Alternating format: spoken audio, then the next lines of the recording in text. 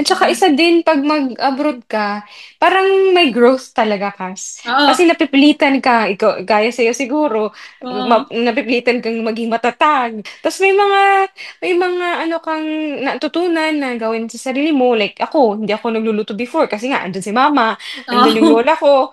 So dito sino ang asahan ko, wala akong mama, wala akong lola, so natututo akong magluto, maglinis ng bahay, ta's Mag eventually maano mo ma-realize mo, oo nga, ang saya din pala matuto ng mga gawaing bahay 'no?